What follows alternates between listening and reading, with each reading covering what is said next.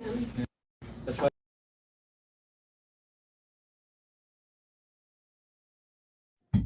So unfortunately, with the mayor delayed, and thank you for letting us know, it is Tuesday, right? Tuesday, not Wednesday, Tuesday, December 20th, 4 o'clock. I call the special meeting of the City of Hudson IDA to order. Filling in for Mrs. Drahushik today. Jess, will you do the honors of roll call? Heather Campbell. Here. Mal Johnson.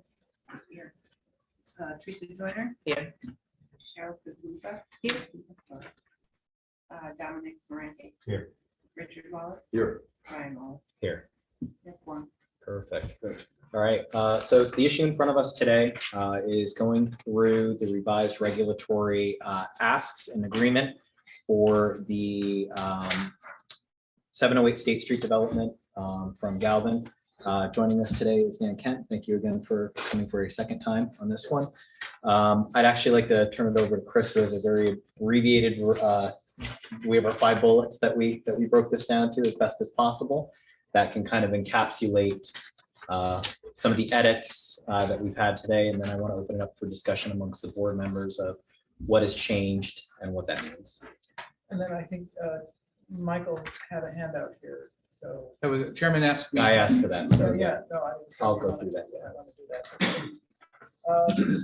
So maybe the best thing to do would be to turn to the special project conditions in the regulatory agreement. I think that is just as a reminder of how this project works. Exhibit B. Which What is is going to be. Exhibit B. Yeah. So I think that would be a sort of a way to focus that.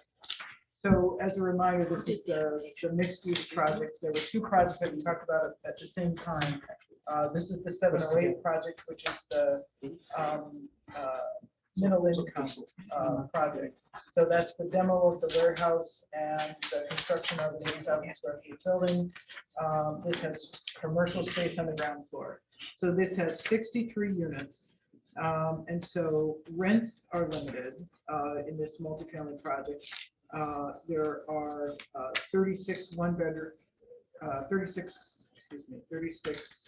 one-bedrooms, of which 4 are to be available to moderate income households, 19 2-bedrooms, 4 to have rents that are to be affordable to moderate incomes, and 8 3-bedrooms, 4 of which are to have rents affordable to moderate incomes. In summary, 12 units are moderate, and then the rest of the units, 51, all of the rest of them are middle income. What we mean by moderate is 80% of AMI. So 80%, which Dan, you could probably give us a number. What that is right now. 2022 median income is 88,748. That's median, so 80% of that. So 80% of that. So that's the income level at which the rents are targeted. So when you target rents, you target them at 30% of that AMI, right? That's how rents are determined over the course of the year, right? So that's how you determine affordability. And then the remaining units are affordable to middle income households, which are 130% of AMI. So going back to the AMI number, 130% is where the rents are targeted for those units. So those are rent limits, those are not income limits, right? So the income limits are used to determine what the rents are going to be. But this is a rent restricted building, not an income restricted building. The other building across the street, the other proposal is to be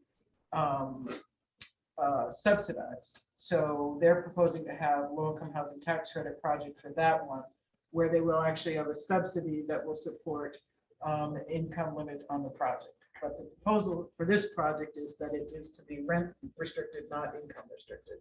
Does that make sense? That's what their proposal is. And so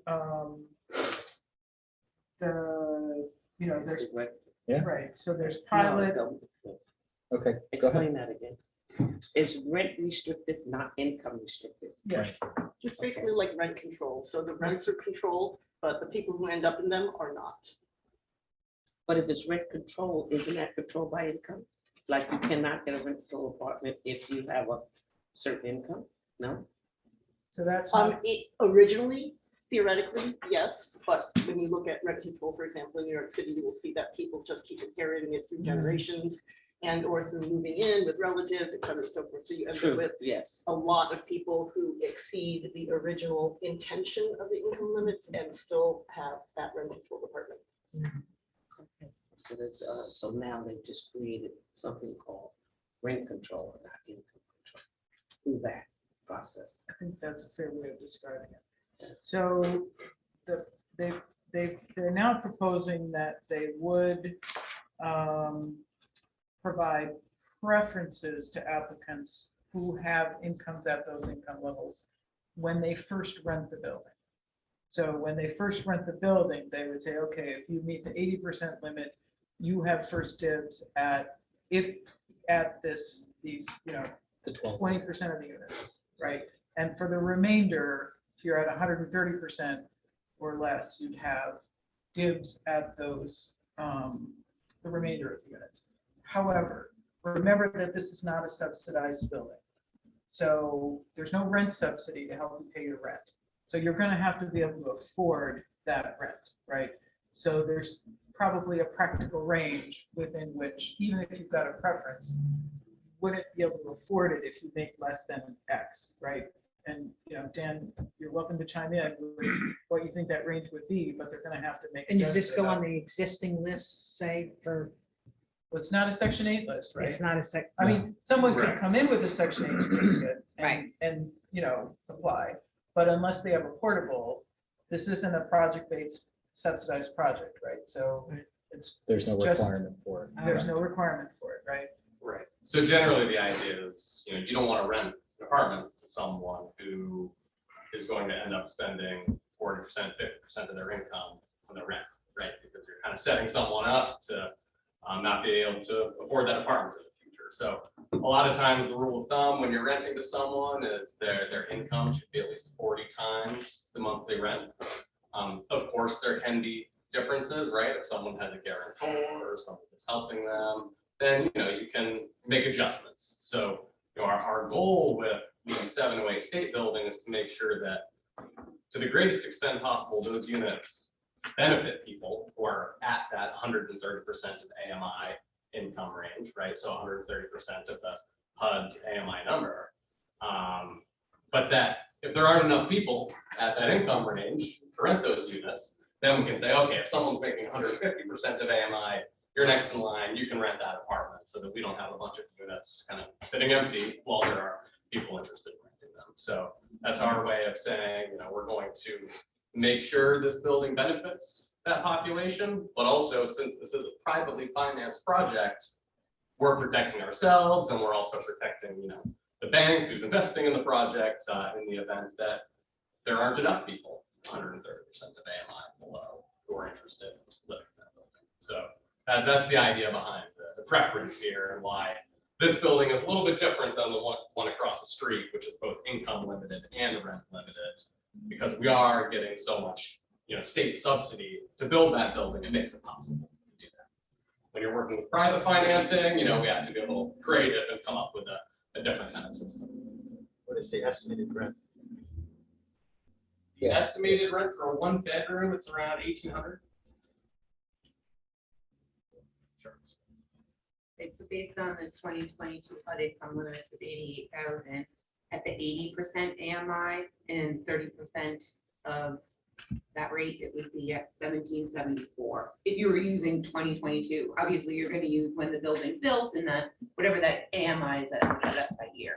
That gives you sort of for a 1-bedroom, that would be what that rental rate is, 1,774. And I should say then that there are adjustments to those limits for the other sizes of units. So people, unlike Section 8, you're not getting adjustments based on your family size. You're getting, these are going to be adjusted based on the unit size.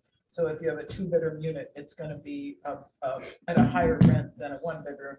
3-bedroom is going to be a higher rent than a 2-bedroom and a 1-bedroom. Okay. So these apartments are Section 8 then? No, No. they're not. They're not subsidized. they are available if somebody had a portable certificate, right? Well, Like any apartment. But that's a high, that's too Right. high of a threshold, that rent's too high, so Right. we wouldn't touch it. Yeah, I think even the 80% AMI units would Not the- exceed right, 'cause it's what 50%, a voucher yeah. can pay for. Right, right, It's true. You can, even in a couple of years when we build it. right. So this probably is still be in excess. right. So again, this is the middle income, project supposedly. That's the goal. The other preference that was identified was for people who would occupy the unit as their sole residence. And so again, they would first look at people who met the income limit and the sole residence, and then they would look at people who met the sole residence, but maybe not the income. So And it's it doesn't combined. mean they're from Hudson. It means that they are planning to occupy the unit as their sole residence. Okay. Wasn't there also language in the original one saying that they would give preference to people from Hudson as well? I don't know which direction that's There going. wasn't. There wasn't. So that was there was a.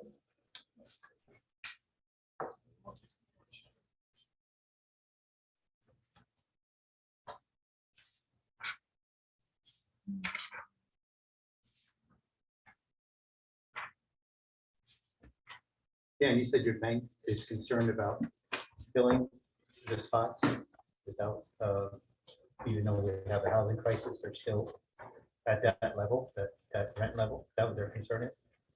That's the concern, and when, for our purposes, in the market right now, I'm not as concerned about finding those people at 130% of AMI, but when you're entering into a 30-year loan and, this being a 20-year agreement, we just want there to be protections in the event that there is a recession and if demand does decrease. We don't want apartments sitting empty when there are people who, it might make sense at 150% of AMI saying, okay, well, renting something at 130%, that's better, it's a better price than you could get otherwise in Hudson still. So it might make sense for that person still. We don't want to kind of close out the opportunity to rent from them if there's not enough demand at 130% AMI. So Heather, the original resolution said the preference would be available for applicants who occupy a unit as their sole residence. That's what the That was the original only resolution should say. There was also in the commercial space, preference for tenants of all commercial units be given to persons and businesses who would qualify as MBE or WBE. So that was another preference that was in the original. resolution. MBE or WBE, What is that? minority business or women-owned business, right? But that's the commercial, not the residence, right? And that didn't change. We also updated two other things in the language. The first was that rather than looking at the applicant, it's looking at the entire household. So that's the case where, with what Heather was talking about, I go to have my mother apply because as a retired person, she makes next to no income and I'm going to be living with her as an occupant. No, it is the collective, correct, collective household. So that also is at least one block in a bait and switch, as Heather would put it. The second, No, that's, She says, I didn't say that. But No. to that point, now that you mention, if the income, given the fact that there's really no income level, right? Technically, none of this is enforceable. None of it's really measurable. So there really isn't one. But let's say we were saying there was one and you did that. Given the fact that the income is just based on the point in time that they apply and get accepted, correct me if I'm wrong, and then that goes away entirely for the rest of the period of rental. You just have to wait basically 6 months and then move in. right, but the Yeah, other, so the it's other, not much of a well, but still, the other thing is, right, because this is not, as you would like it to be, a publicly subsidized building with public funds, there is no required reporting right from the residents within to be reporting annually on the income. So one of the things that we negotiated, which granted, it is not enforceable, but it is an ask at least, is that the IDA does have the availability to poll the residents annually to see if they would be willing to self-report what their incomes are.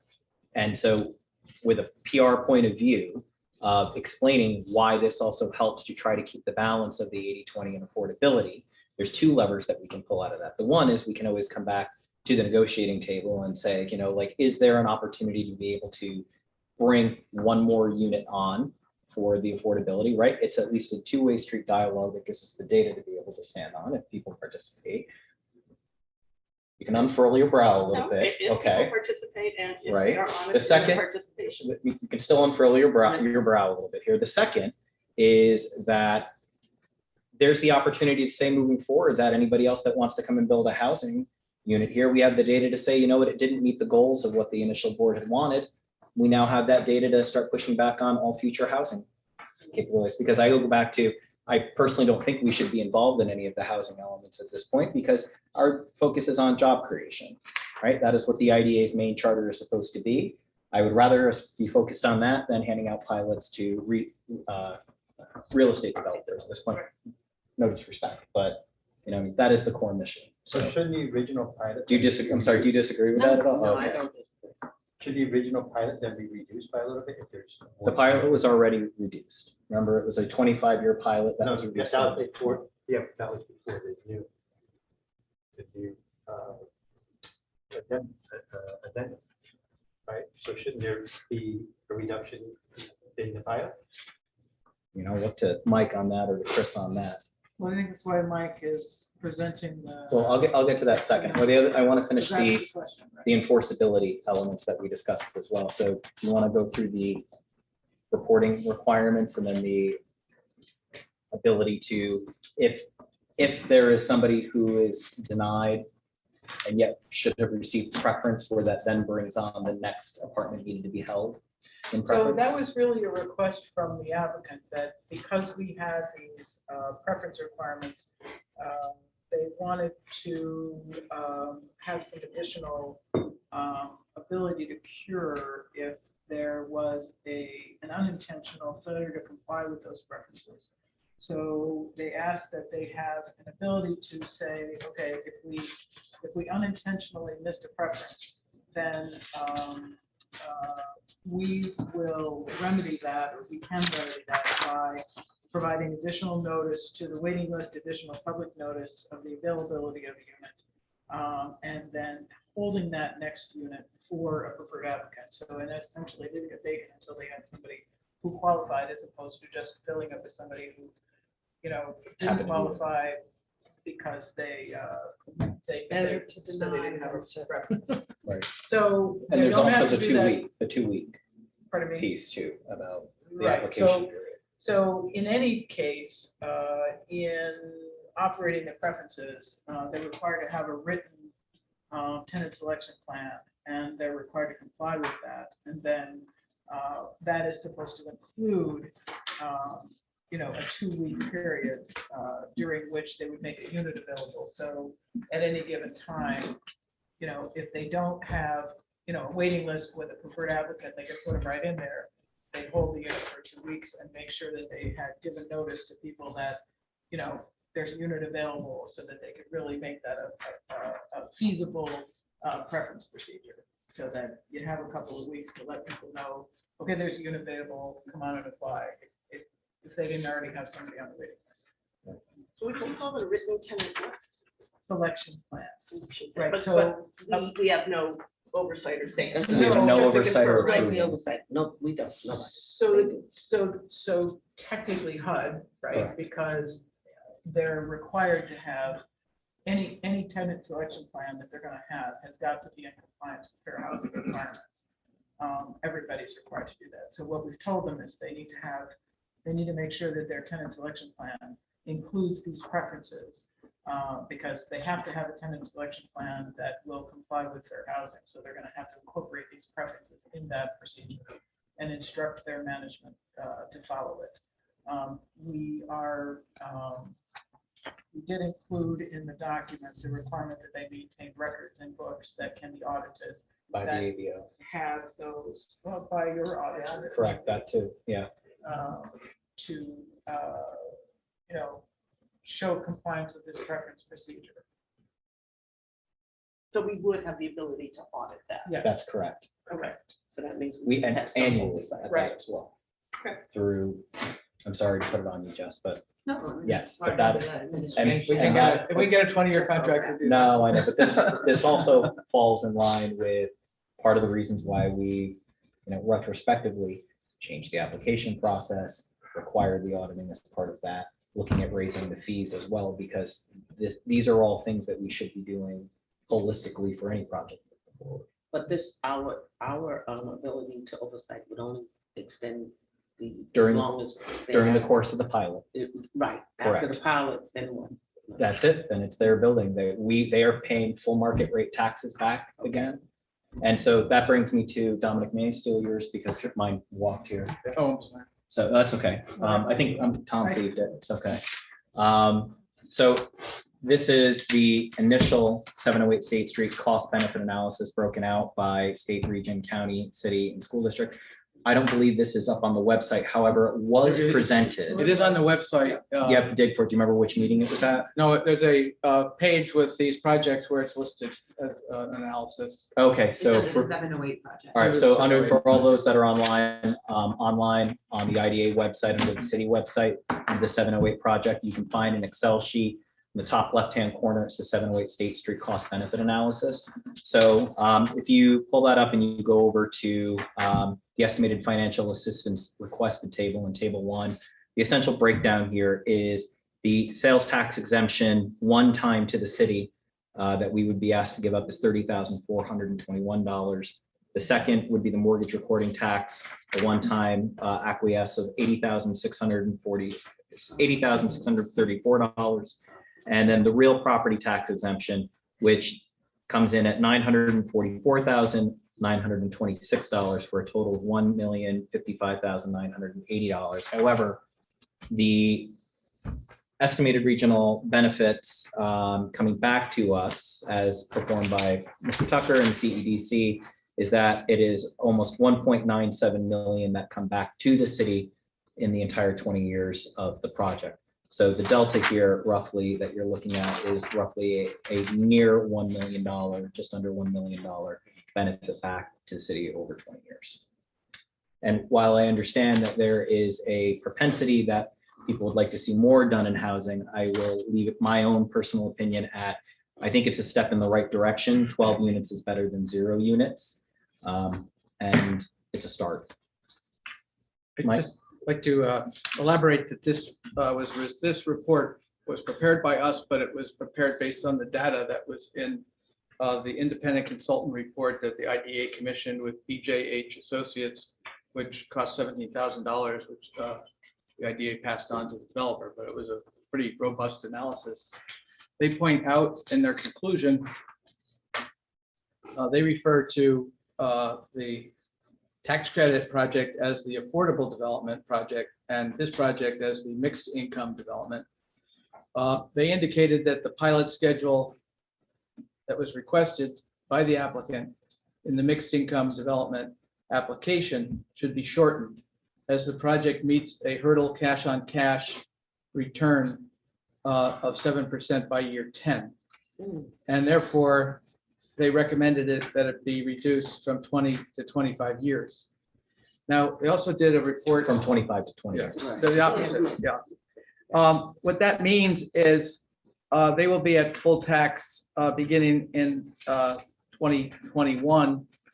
Both projects and their total tax. 2051, sorry. Yeah. Or 41, 2041. 21 is. It's like 20, I'm like, you guys, last year, that was amazing. Their total tax over the course of the pilot is 3.8 million. The total cost or the total benefit that they would have received under a full tax pilot would have been significantly higher than that because they would have saved about $100,000 a year for 5 years.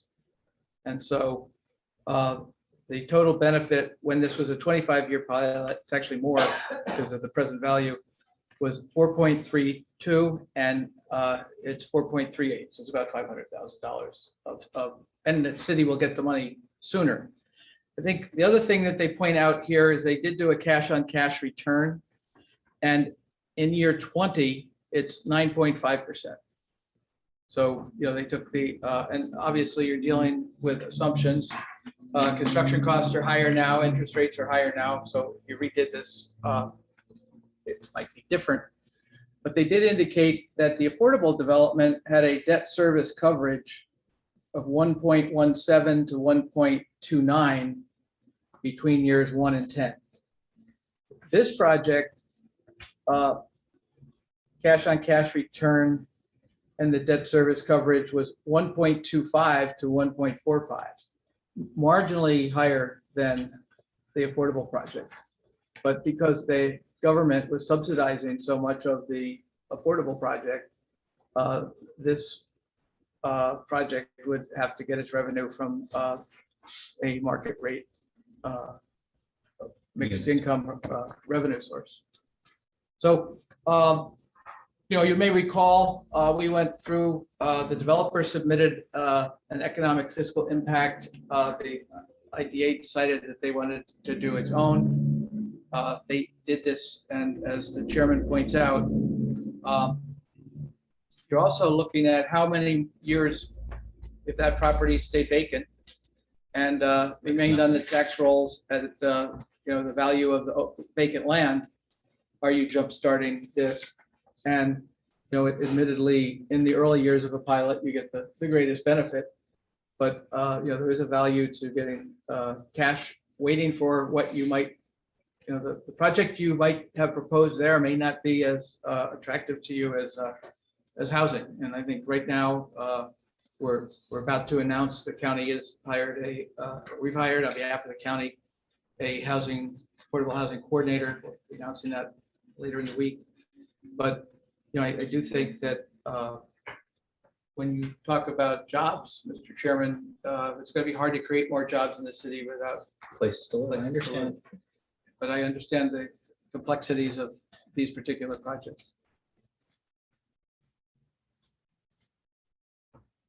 Comments?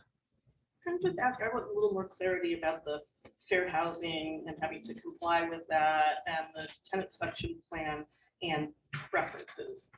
So even under the fair housing agreement, if it's just a preference, I assume that means it's still not technically enforceable. It's just a nice to have. Is that correct? No, they have to follow the preference. If they have two applicants and they both meet income criteria, right? They both meet the ability to pay, let's put it that way. They can't, they have to choose the person who Falls within the limits. falls within the limits. Okay. However, all that being said, they still have to comply with fair housing, right? Right. I mean, that sort of overlays everything, but, part of meeting that is making sure that the information is available to people about the availability of units, and having their managers, trained to go through and evaluate projects on the applicants on the basis of their ability to pay and their, objective. And all of that gets filed with which entity? No, it doesn't get filed with us. They would have to maintain compliance that would be auditable. So, we're going to be able to, if need be, you can look at applications and you can evaluate whether or not they were compliant with the preference requirements. But, So the IDA could do that, but only based on the Senate election and the HUD fair housing thing, not based on the agreement with the IDA per se, because that's not enforceable. I just want to No. the preference is enforceable. Enforceable. It's just that if they don't have an applicant who meets that preference requirement, right, Mhm. then they're They going to can go go to the outside. next applicant, right?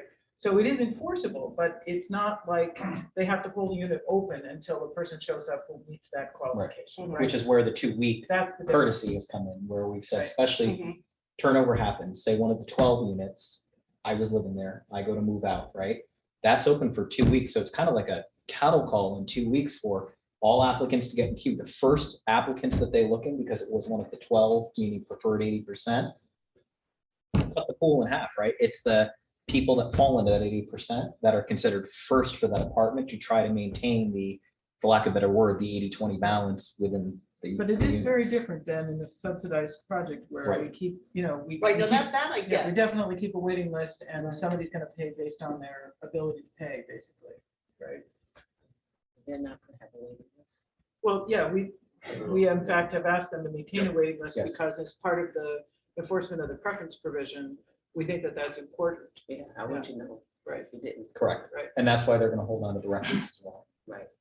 And so the list will be based on the tenant selection plan, which will have criteria other than just income ranges, obviously, right? Right, because obviously there is gonna be an ability to pay and, if somebody Credit expected reports. from another Job, apartment. right. Credit Yeah, reports, right. correct, Right. references, yep. Things that the government will waive because they're supporting the other project. Well, there's gonna still have some apartments that might have to hold, right, if they're No. specialized. Like, for example, if they're wheelchair accessible, you can't rent that to someone who's not wheelchair accessible, correct? So that would have to hold until someone comes. I don't think they have to hold those units. They have to have a certain number of units that are available, right? Correct. They can And- rent to someone without a wheelchair to a wheelchair. If apartment. it falls into like the same criteria where if we're keeping it open for 2 weeks, right? Say within those 2 weeks, we don't have anybody that has an ADA need apply for it, but they do have somebody that fits within that 80%. Right? In general, it's like they can't hold permanently waiting for somebody that would have that specific need if that applicant doesn't come through in the 2 But process. usually there's the caveat that if somebody does apply, that person will be relocated. So that's the other part of the deal. And it's elevated building.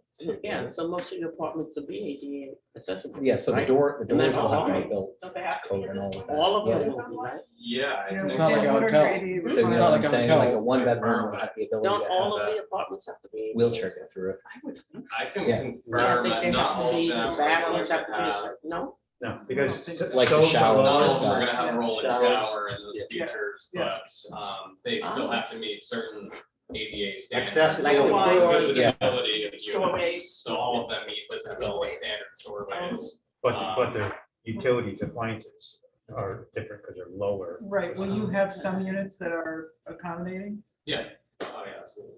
And Is what's it- the standard? Yeah, so just. so it's- If Standard in which way? Like If somebody applies and Oh. it's not, would that go to someone, and then if somebody does apply, there's gonna be an understanding that that person would need to be relocated? No, we can't relocate people who have a lease for an apartment, so,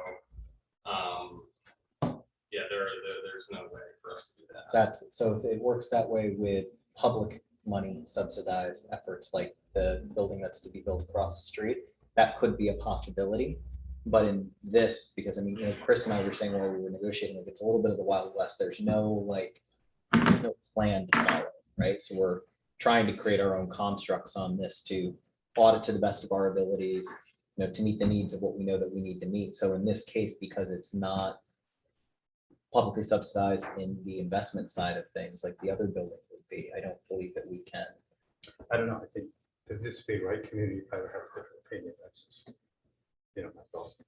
Do you have a certain amount of apartments that are ADA? I can confirm for the group. I believe all of them are, but I want to confirm with our architects. Just to- But not with the appliances, meaning the shower that you roll in. Right, yeah, not all of them are gonna have a roll-in shower, but all of them meet accessibility standards and can be adapted to provide a reasonable accommodation. Okay. That's what the idea is. So, but I'm happy to get that information for our architects to confirm. The rental terms, or your 5-year lease? What did you say? I asked how long a rental lease term would be, and it's a year. I'm A just year? trying to think ahead, like, you think ahead, and now we're doing an audit, it turns out that, 50% of the building is rented by people who make way over the income limits.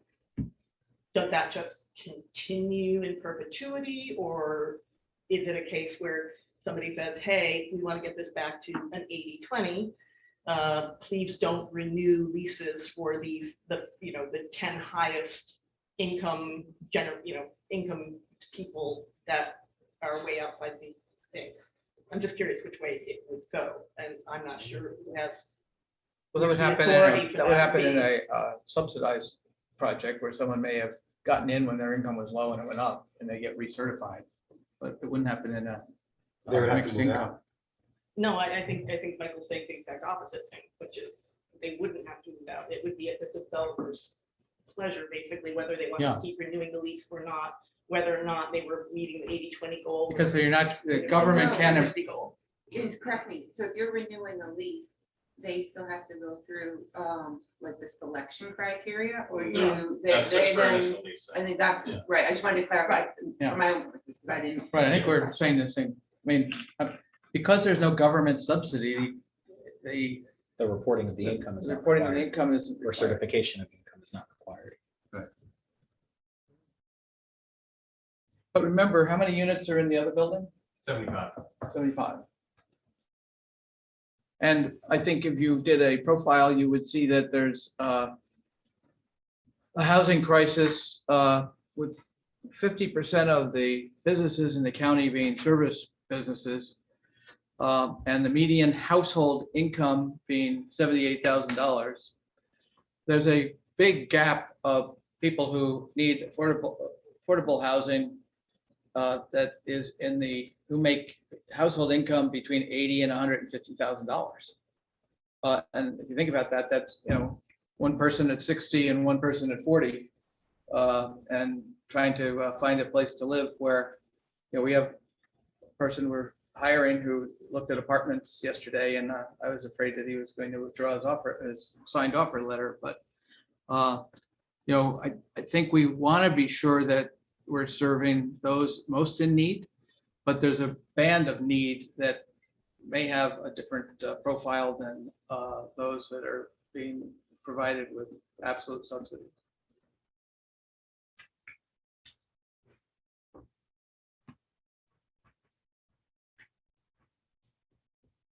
Any other questions?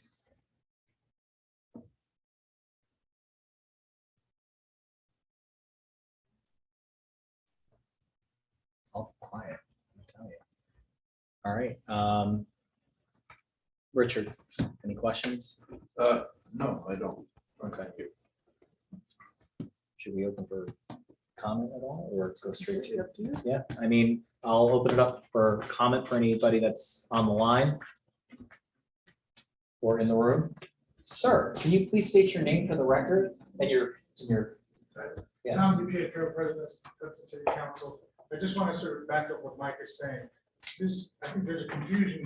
Actually, Tom, can you come a little bit closer just so the mic picks you up? I think there's a confusion between the two projects. The one on the other side of the street is a low-income affordable housing project. This is not that. They're calling it affordable housing, but it's really a middle-class project. And that's the gap in Hudson housing right now. And it doesn't mean we don't need more lower income Correct. housing. It's just that you're creating a pool of different housing. Anybody online?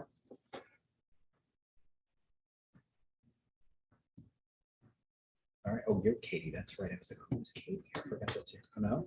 Okay. Oh, it's a WOH, White Osterman and Hannah. Oh, okay, thank you. And Linda has two. That's Linda's new fancy system with Yeah. the Otter AI recording. So, all right, with that, I'd like to call for a motion in a second to vote on the changes that are in front of us.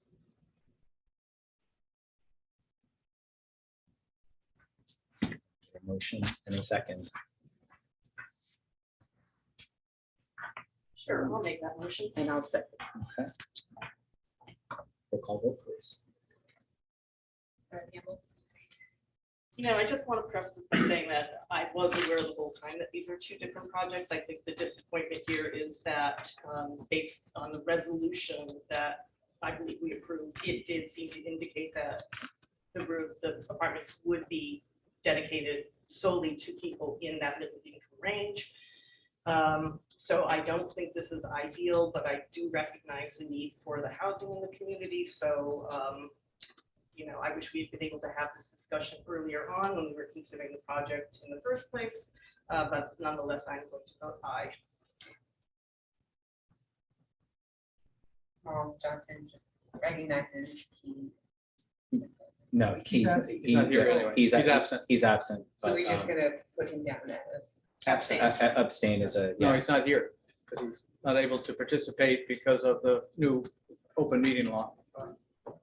Technically, that's not true. If you're before him here, we can vote on. Not, we No. didn't list him in the notice where he would be, Oh, sorry. Correct. unfortunately. Thank you, Governor. You should have seen Chris's face here. Wait. I have gotten many educated emails. She's on lectured me this. now so much I Yes, understand see? it. Chris, we're gonna have you teach a course on this at the community college this fall. Cheryl Kazuga. Aye. Teresa Joyner. It's gonna be I, but I wanted to also iterate more of what the treasurer was saying. And as we go forward, I think we need to look, if the ADI needs to look more into what fits our needs, Columbia County, because that one house will and the other house won't. We need to look at all will. We're going to get the pilots out. It needs to fit our needs, in my opinion. So as we go forward, is this the first one? It's the first one that I've sat on the board. This is the first Housing. item. It's the first housing period. No, because we did Hudson Terrace. That's 10 years ago, and, 15 years How ago. long was that? Crosswinds. They were 15 years ago. 2007, I believe. Yeah. Okay, so as we go forward, we No. really need to look at The- what Oh, is that would our be it. needs. Yeah. We don't, right, not, but Dominic. Well, it sounds like a great project, and fortunately, that probably wouldn't be able to afford to live in there. If we didn't change it, but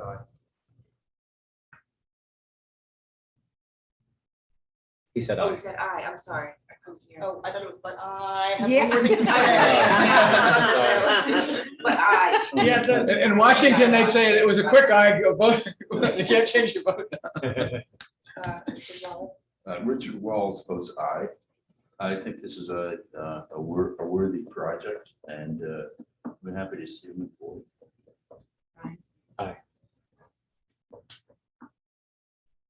Just send me one of those applications when you're ready. Sure. I will qualify. Actually, it's, you know, when you actually look at the rent of anything between 1,800, it's not too dissimilar from what you're seeing in Greenport at the Falls either, right? So, But I don't think they got a tax.